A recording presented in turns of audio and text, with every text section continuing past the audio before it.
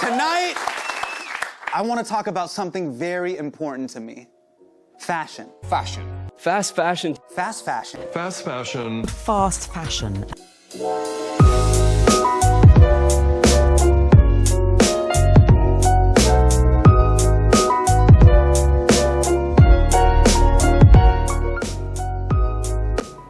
First of all, what is fast fashion and what is trade? Fast fashion is defined as inexpensive clothing rapidly produced by mass markets and retailers in response to current trends. In other words, it is cheap, trendy, and everywhere, and is produced by speedy supply chains, which are often relying on outsourcing and mass underpaid labor. As for trade, it is a basic economic concept consisting of buying and selling of goods as well as services, with compensations often paid by buyers to sellers. Indonesia might not be home for iconic fashionistas, but it is definitely home to hundreds of fast fashion outlets. These outlets you will most likely find everywhere and even in your daily trips to the mall before COVID-19. There are many, but most notable brands might be just your favorite brands, which are H&M, Zara, Topshop, Marks & Spencer, and Uniqlo. Fashion, or fast fashion, might seem to be something idle. However, it contributes greatly to the economy, especially if it's something that you wear daily. So, how greatly does fast fashion contribute to the economy? As explained before, fast fashion is produced massively, thus acquiring intensive labor work, in which most companies seek with a low production cost. Indonesia fits this category. With the process requiring intensive labor, it generates high employment for Indonesia, and to an extent does not require any specific skill set, thus is an easily accessible work opportunity. In 2012, according to the National Statistic Agency, or the BPS, the fashion industry has provided over 1.1 million jobs. Fast fashion also generates the creative economy and Indonesia's GDP. It has generated 2% of Indonesia's national GDP, 7% of its exports, and 4.05% of Indonesia's GDP growth rate. Like any other manufacturing activity, fast fashion has a trading cycle. Fast fashion was introduced to Indonesia in the early 2000s. Over the past few years, its trend has quickly increased and became more profit-oriented rather than quality-driven, hence its name, fast fashion. Within the activities of fast fashion, trading occurs. The fast fashion industry itself is built on a cycle of trade between three vital sectors, which are the customer, company, and the worker. Trade occurs between these sectors through an upward linkage where products from the workers, produced by the workers, are sold to the customers. The trade occurs as follows. Workers exert effort to create garments from textile in exchange for wage. The products are then sent to the company and then to the retailers. The retailers would then sell the mass-produced trendy garments at a cheap price for the consumers. With the world experiencing the effects of COVID-19, Indonesia's fast fashion industry is suffering significant impacts. What Yves Saint Laurent stated is indeed true. Fashion does fade, and in times of a global pandemic, its industry is collapsing. What once looked like this now looks like that. People have shifted their needs from pragmatic needs such as fashion to more serious ones such as medical needs. This produces a severe chain reaction in Indonesia's cycle of trade in the fashion industry.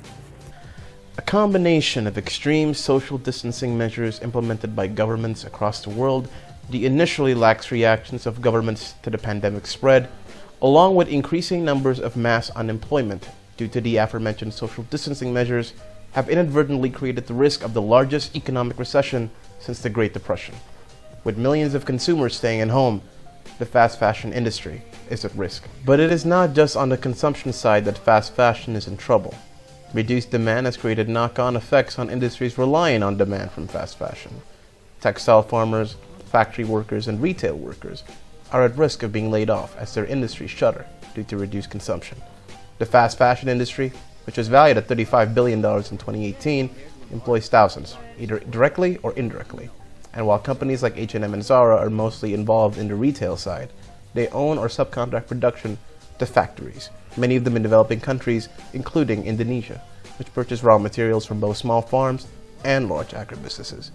These effects can not only render many people unemployed, they can also set back economic growth and development in those developing countries for years to come. The decrease of fashion demands from customers have significantly influenced the cycle of trade within the industry. As a consequence of the pandemic, people are obliged to practice home quarantine and physically distancing themselves from the outdoors. Hence, physical stores of fast fashion brands have been closing down to ensure the safety of both the employees and customers. Despite the fact that online stores remain operating, the general majority of customers have been less demanding and places aside their fashion needs. Similarly, companies have been temporarily closing down and cutting the salaries of their workers, as reported by the TIC. This further explains the decline of fashion demands, as people who completely depend their living based on their monthly salaries are unable to waste their earnings on fashion, the supposed secondary needs. A shift of consumer behavior, as people begin to limit their spendings on clothing and prioritize essential purchases, which includes medical necessities and food supplies to survive the pandemic. Following the less demand from the consumer, companies responded with less production and started to create a recession mitigation policies. Citing from Forbes, according to a grim report published by Business of Fashion and business management consultants McKinsey & Associates, global fashion sales are predicted to fall to 30% in 2020, and luxury goods market will be devastated with sales down by 40%. According to the US Treasury Secretary, unemployment could rise to 20% in America in what the ratings agency Moody's said was an unprecedented shock to the system. S&P, a credit ratings agency, warned this week that these factors will lead to a surge in corporate bankruptcies. McKinsey projects that if stores remain closed for 2 months, 80% of fashion companies listed on stock exchange in Europe and North America will experience financial difficulties facing the impending crisis due to the economic slowdown during the coronavirus pandemic. The average market value of fashion retail companies fell by almost 40% in the first 3 months of 2020. This trend is also supported by the discretionary nature of spending on fashion, meaning investors have taken a dim view of this sector. The list of retailers in the United States which closing 25 or more stores since 2019 includes Christopher & Banks, Express, Gap, H&M, JCPenney, Macy's, Sears, and Victoria's Secret. For some time, we have seen several retail stores in the mall which struggle and keep trying to fill the mall even though the retail industry is in decline. Then there is a trend in this society where more people shop online than to come directly to a physical store. Now, with the advent of COVID-19, it will really accelerate the trend with more store closures and major failures. With a global workforce of more than 300 million people, the virus has triggered a terrible domino effect.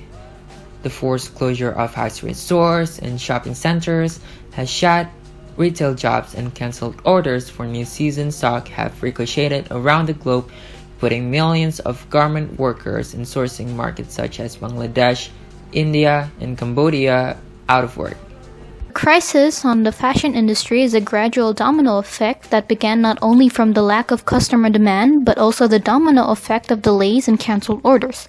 First, there was a delay of shipping of raw materials from China since the 31st of December. About 93% of raw materials had been delayed, which resulted in 53.4% of buyers to penalize their suppliers for. Then their suppliers had also received many payment delays ranging about from 1 to 10 days, and for some suppliers were delayed for as long as 30 days. Orders began abruptly being cancelled starting from March 2020 when the outbreak became worse. Many orders that were already finished were cancelled due to buyers refusing to accept shipments or honor their contractual obligations. About 23.4% suppliers also stated that a lot of their orders were refused, which was about 1.44 billion worth in Bangladesh exports. And this has affected in 1.2 million workers affected by the cancellation, with 72.4% of their contracts unable to compensate or support workers for the cancelled orders, and 80.4% unable to provide severance pay. 98.1% of buyers also refuse to provide financial support. And if this keeps going on, companies may be forced to shut down and cost even more workers' jobs from the lack of orders. So I want to highlight some possible takeaways from the situation. So first, an economic recession is actually predicted, but the reason is because of the US-China trade war rather than because of pandemic. This is to say that it's going to happen anyway. Second, a recession shows that the current system isn't working very well and that there needs to be a systemic change on economy. Third, pandemics and economic recession usually result in a social or cultural change. In Europe, after the death flag, there's a cultural revolution called the Renaissance, and the US, after the Great Depressions, there's the rise of social movement for gender equality or racial equality. And fourth, after the recession, a recession may evoke deflation, and to fight that, states will have a Keynesian economic policy which would force capital redistribution. This may result in policies such as welfare benefits for the economically vulnerable and a more proportionate income tax, infrastructure projects such as hospitals, as people see that health security is very important. This may also result in a national health plan, for example, and housing for homeless people, as they are one of the most vulnerable people for infection. And fifth, consumer behavior may change. People see that during this pandemic, the earth is actually healing and that climate change could actually be fought. So people their behavior may change towards fast fashion, that okay, it's possible to actually fight climate change. Maybe we can change. Maybe we can shift towards greener products, a slow fashion, a more sustainable fashion, for example. The closing of many offline outlets have caused fast fashion companies to lose revenues. The pandemic have caused them massive losses due to their high dependence on offline shops and are now solely relying on online sales. Other than that, demands for clothing products seem to have suffered as society began to put higher priorities in buying vital needs to survive the pandemic, rather than putting effort in looking good inside the house throughout the crisis.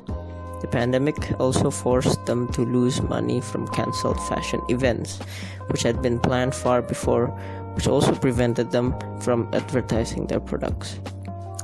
Such predicaments have caused many of these companies to lay off most of their deemed unessential employees, saving unnecessary expenditures to keep the company afloat as they receive low income. The condition have caused massive and sudden influx of unemployment across the world, which may become ever more a problem as the crisis continues. Their complications will also impact many other sectors of industries around the world, causing a massive domino effect of rapid chaos throughout many other companies. Industries from the raw material producers, textile manufacturers, shipping and logistics, down to the retail shops will all be affected as they rely highly on the sector. With that being said, the pandemic have caused major disruption to the whole fast fashion industry, indiscriminately threatening the continuity of many fast fashion brands around the world, not excluding Indonesia in the foreseeable future. With the crisis remain inconclusive and unpredictable, fast fashion companies rely mostly on online sales as demands dwindling throughout the crisis, causing major decrease on revenue, forcing to cut expenditures by laying off many of their employees, minimizing production, and causing serious domino effect to other industrial sectors which rely on them.